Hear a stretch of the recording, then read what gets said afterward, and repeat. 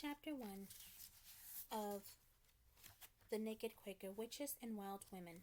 The famous Salem trials of 1692 were not the first witchcraft cases in colonial New England. Other alleged witches suffered trial, and some were executed during the earliest Puritan days. Outspoken unmarried women faced the most community suspicion and disapproval, even if they were not accused of witchcraft.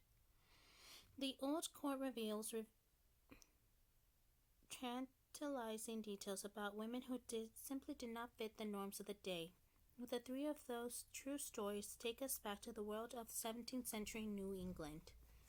First, The Witch at the Top of the Stairs tells what happened to the eccentric middle-aged Elizabeth Goodman when her New Haven neighbors began to suspect that she and the devil caused strange things to happen around the town. In the second story, Watching Widow Hollowman, one troubled family in Cambridge, Massachusetts, pays close attention to a widow and her spinster daughter across the road. And in A Woman of Enthusiastic Power, we meet a wild, sexy, mysterious woman of 17th century New England who wields considerable influence over men. Okay, The Witch at the Top of the Stairs. In Puritan New England, virtually everyone believed in witchcraft. Ministers warned their congregations to be watchful, for the devil recruited ordinary people as witches, and no community was safe from their evil deeds.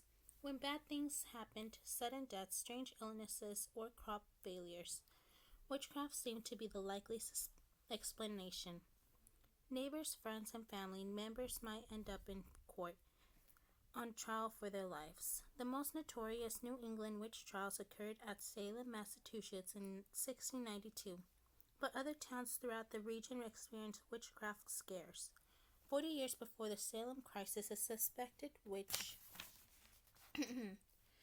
named Miss Elizabeth Goodman went on trial in New Haven, Connecticut. The old court records that the case paint a revealing portrait of life in the superstitious 1600s.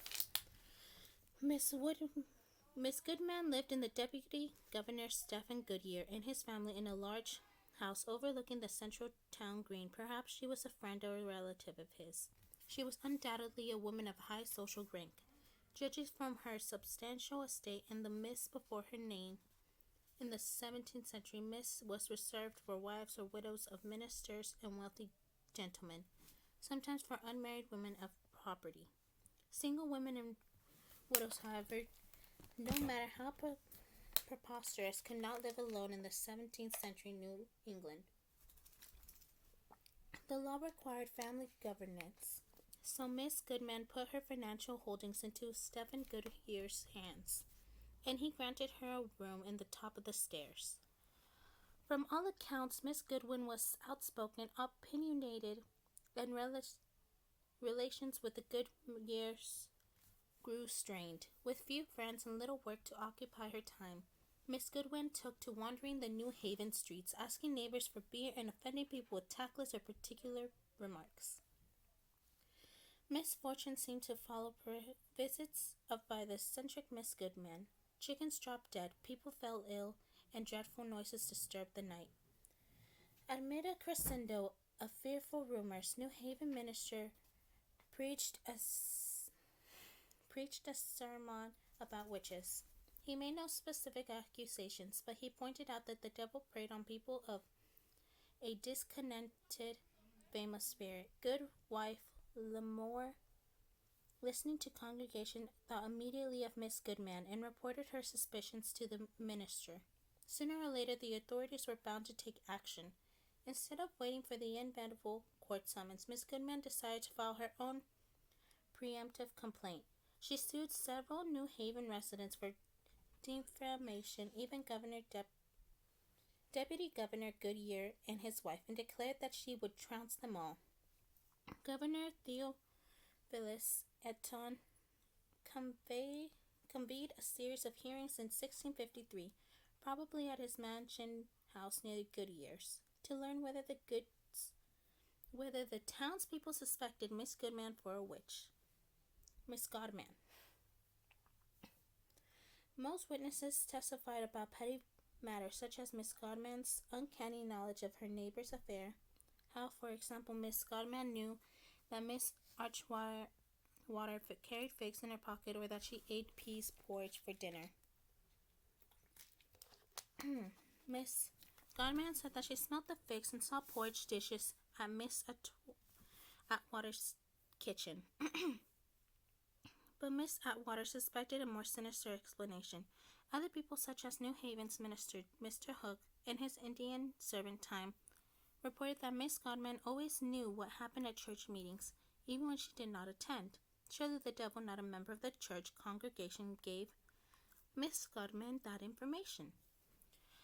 Mr. Hook became even more suspicious when he had a dream about witches and his son fell ill in a strange manner. Miss Godman often visited his house to look on the boy. Did she cause the illness? The minister also revealed how Miss Godman confessed to troubled and disappointed feelings when New Haven's Mr. Bishop married another woman. Miss Godman admitted some affection for Mr. Bishop. Was it only coincidence that Miss Bishop suffered great strange fits after the wedding and later that all her babies died? Many people offered similar circumstantial evidence against Miss Godman, but it was testimony by Stephen Goodyear's wife and adolescent daughters that proved most damning. The girls slept in the second-floor bedroom just below Miss Godman's chamber. They maintained intense curiosity about their boarders' activities. Often they heard Miss Godman talking in her room, and one such occasion they ran downstairs to tell their mother. Miss Godman tiptoed back up the stairs and listened outside Miss Godman's door. And she clearly heard words like, "You will fetch me some beer," as if Miss Godman entertained a visitor in her bedchamber.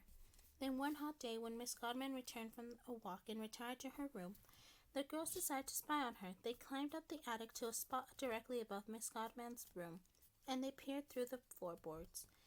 There they saw Miss Godman in bed, partly clothed, behaving as if someone, the devil, might be under the covers with her. The girls called down to Miss Godman, "What have you there?" Miss Godman, angry and indignant, insisted that she was alone and then threatened to punish the girls for invading her privacy. 2 days later, one of the girls heard a hideous noise, felt someone pinching her, and fell into a dreadful fit and fever. Was this Miss Godman's revenge? With testimony so lurid, Miss Godman had no choice of winning her defamation case. Governor Eaton and the panel of judges, which included Stephen Goodyear, found that Miss Godman's carriage did justly render her suspicions of witchcraft, and warned that they would continue watching her. They ordered her to meddle with her own business and to stop going to old folks' houses in relaying manner. Miss Godman returned to the Goodyear's house, but she did not remain docile for long. 2 years later, after her old accusers and some new ones renewed their witchcraft cases, Miss Godman was back in court. Goodwife Thorpe, who had previously blamed Miss Godman for the death of chickens, now believed that her cow suffered harm with Miss Godman gashed and gritted her teeth in a strange manner. Alan Ball's pigs died and Mr. Hook's beer spoiled after similar encounters with the muttering and disconnected Miss Godman. But it was Goodyear's daughters again who offered the most dramatic testimony. One night the girls were awakened with great fumbling at the chamber door. Something came into their room.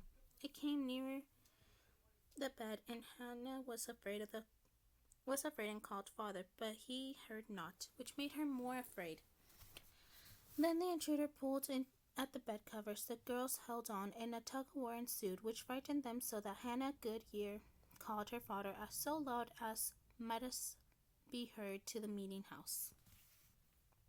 The mysterious prowler had disappeared by the time Stephen Goodyear arrived at the scene. But Miss Godman, of course, was the prime suspect. Miss Godman never managed to clear her name, but she escaped the gallows. The judges decided that the evidence was not sufficient to take her life. The Goodyears, however, evicted Miss Godman from her upstairs room.